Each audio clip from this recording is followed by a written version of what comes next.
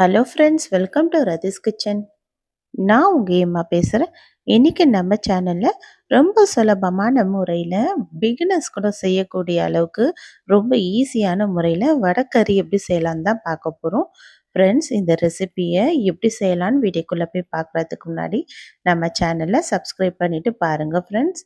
இப்போ வாங்க வீடியோக்குள்ளே போகலாம்.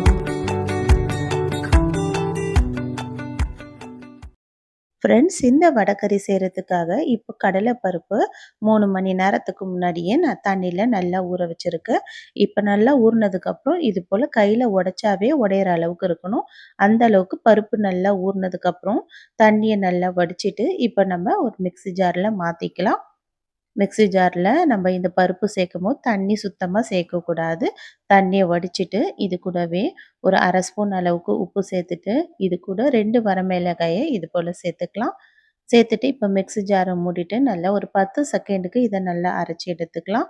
பருப்பு நல்லா கொஞ்சம் கொரகொரப்பாக இருக்கணும். அது இல்லாமல் நல்லா ஓரளவுக்கு மசிஞ்ச மாதிரியும் இருக்கணும். ரொம்ப மழமழன்னு அரைக்காம கொஞ்சம் கொரகொரப்பா அரைச்சி எடுத்துட்டா போதும். பருப்பெல்லாம் நல்லா மசிஞ்சு வந்திருக்கு. இப்போ அது அப்படி இருக்கட்டும். அடுத்ததா தோசைக்கல்லில் இதை நம்ம இது போல் அடை போல் தட்டி இதை நல்லா ஒரு 2, 3 நிமிஷத்துக்கு வேக வச்சு எடுத்துக்கலாம். ரொம்ப செவக்க வேகணும்னு கிடையாது. இதை மாவை இது போல் தட்டிட்டு ஸ்டவ்வை மீடியம் ஃப்ளேமில் வச்சுட்டு ஒரு 2, 3 நிமிஷம் ஆனதுக்கப்புறம் 2 பக்கமும் திருப்பி போட்டு எடுத்தால் போதும். இப்போ நல்லா ஒரு 2, 3 நிமிஷம் ஆனதுக்கப்புறம் இதை பொறுமையாக நம்ம திருப்பி எடுத்துக்கலாம். இந்த அடை மாதிரி இருக்கிற இந்த பருப்பு ஓரளவுக்கு வெந்து வந்துடும். அதுக்கப்புறம் நம்ம வடைக்கறி தாளிக்கும் போதும் அந்த குழம்போடு சேர்த்து இது நல்லா கொதித்து வெந்து வந்துடும். இது போல் இருந்தால் போதும். இதை அப்படியே ஒரு பிளேட்டில் வச்சுட்டு ஆற வச்சு நல்லா உடச்சி எடுத்துக்கலாம். இப்போ அடுத்ததா வடைக்கறி செய்கிறதுக்காக இப்போ ஸ்டவ்வில் ஒரு கடாய் வச்சுட்டு இதில் 3 ஸ்பூன் அளவுக்கு எண்ணெய் சேர்த்துக்கலாம். இது கூடவே 1/2 ஸ்பூன் அளவுக்கு சோம்பு, பட்டை, லவங்கம் இதெல்லாம் சேர்த்துக்கலாம். இது கூடவே மீடியம் சைஸ் வெங்காயம் 2 எடுத்து சின்ன சின்னதாக கட் பண்ணிவிட்டு சேர்த்துக்கலாம். இப்போ வாசனைக்காக 2 பிரியாணி இலையும் சேர்த்துக்கலாம். சேர்த்துட்டு காரத்துக்காக 3 பச்சை மிளகாய் சேர்த்துட்டு இப்போ நல்லா வதக்கி விட்டுடலாம். பச்சை மிளகாயை காம்பை மட்டும் கட் பண்ணிவிட்டு அப்படியே முழுசாகவே சேர்த்துக்கலாம். நம்ம இதை மிளகாய் தூள்லாம் சேர்த்து தான் செய்ய போகிறோம். அதனால் பச்சை மிளகாய் அப்படியே சேர்த்துருக்கேன். இப்போ நம்ம இது கூடவே இஞ்சி பூண்டு பேஸ்ட்டு 1 1/2 ஸ்பூன் அளவுக்கு சேர்த்துக்கலாம். வெங்காயம் ஓரளவுக்கு கலர் மாதிரி வர நேரத்தில் இஞ்சி பூண்டு பேஸ்ட்டு சேர்த்துப்போம். இப்போ வெங்காயம் நல்லா ஓரளவுக்கு செவந்து வந்துடுச்சு. இந்த அளவுக்கு வந்ததுக்கப்புறம் மீடியம் சைஸ் தக்காளி 3 இது போல் சின்ன சின்னதாக கட் பண்ணிவிட்டு சேர்த்துக்கலாம். சேர்த்துட்டு இப்போ நம்ம இதுக்கு தேவையான அளவுக்கு உப்பு சேர்த்துடுவோம். இந்த தக்காளியும் உப்பு சேர்த்து வதக்குறதுனால ஈஸியாகவும் வதங்கி வந்துடும். இப்போ உப்பு சேர்த்துட்டு நல்லா இது போல் வதக்கி விட்டுடலாம். தக்காளி ஓரளவுக்கு வதங்கி வர நேரத்தில் இதில் கொஞ்சமாக புதினா இலைகள் சேர்த்துக்கலாம்.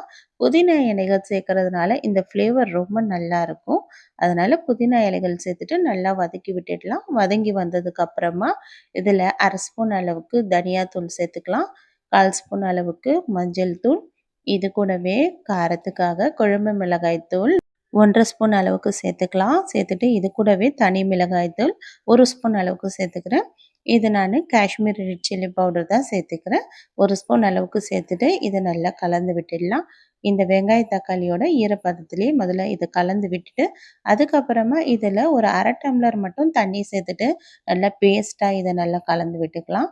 இது நல்லா அப்படியே கொதித்து நமக்கு இந்த எண்ணெய்லாம் பிரிஞ்சு வரணும். மிளகாயோட நெடியெல்லாம் குறைய ஆரம்பிக்குதுல, இந்த அளவுக்கு வந்ததுக்கப்புறம் இதில் 200 ml அளவுக்கு தண்ணி சேர்த்துக்கலாம். தண்ணி சேர்த்துட்டு இது போல் நல்லா கொதித்து வரட்டும். இது போல் நல்லா கொதித்து வந்ததுக்கப்புறம் உப்பு காரம் மட்டும் செக் பண்ணிக்கோங்க. செக் பண்ணிவிட்டு தேவைப்பட்டதுன்னா சேர்த்துக்குங்க. இல்லைன்னா கரெக்டாக இருந்தால் அப்படியே விட்டுட்டு நம்ம ஏற்கனவே இது போல் அடை மாதிரி தட்டி வச்சுருந்தோம்ல இந்த வடை மாவு, அதை நல்லா சின்ன சின்னதாக கட் பண்ணிவிட்டு சேர்த்துட்டு நல்லா கலந்து விட்டுடலாம். கலந்து விடும்போது ரொம்ப திக்காக இருக்கக்கூடாது. இது போல் கொஞ்சம் தண்ணியாக இருந்ததுனா தான் இது நல்லா கொதித்து ஆறுனதுக்கப்புறம் இன்னும் திக்காக மாறிடும். இப்போ நல்லா கலந்து விட்டுட்டு இப்போ நான் மூடி போட்டு மூடிடுறேன். ஒரு 5 நிமிஷத்துக்கு ஸ்டவ் ஹை ஃப்ளேமில் வச்சுட்டு நல்லா கொதிக்க வைக்கலாம். இந்த அளவுக்கு ஆயிடுச்சு. 5 நிமிஷம் ஆனதுக்கப்புறம் இந்த ஸ்டேஜ்லேயே நம்ம ஸ்டவ் ஆஃப் பண்ணால் தான் இது நல்லா ஆறுனதுக்கப்புறம் இன்னும் நல்லா திக்காயிடும் நமக்கு வடைக்கறி. நம்ம ரொம்ப திக்கான பதத்தில் ஸ்டவ் ஆஃப் பண்ணோன்னா அதுக்கப்புறம் வடைக்கறி ரொம்ப திக்காயிட்டு அப்புறம் சாப்பிட்றதுக்கே ரொம்ப ஒரு மாதிரி இருக்கும். அதனால் இந்த ஸ்டேஜில் ஆஃப் பண்ணிவிட்டு கொத்தமல்லியை தூவிட்டு ஸ்டவ்வை ஆஃப் பண்ணி இறக்கிடலாம். அவ்வளோதான், நமக்கு நல்லா டேஸ்டியான இட்லி, தோசை, பொங்கலுக்கு ஏற்ற வடைக்கறி நமக்கு ரெடி ஆயிடுச்சு. இது போல் கண்டிப்பாக செஞ்சு பாருங்கள் ஃப்ரெண்ட்ஸ். பிகினர்ஸ் கூட ரொம்ப சுலபமாக செஞ்சிடலாம். ரொம்ப சுலபமான ரெசிபி தான். கண்டிப்பாக நீங்களும் ட்ரை பண்ணி பார்த்துட்டு எப்படி இருக்குன்னு எனக்கு மறக்காமல் கமெண்ட் பண்ணுங்கள். இந்த வீடியோ பிடிச்சிருந்தா லைக் பண்ணுங்கள். உங்கள் ஃப்ரெண்ட்ஸோடையும் ஷேர் பண்ணுங்கள். மறக்காமல் நம்ம ரதிஸ் கிச்சனையும் சப்ஸ்கிரைப் பண்ணிவிடுங்க. தேங்க்யூ.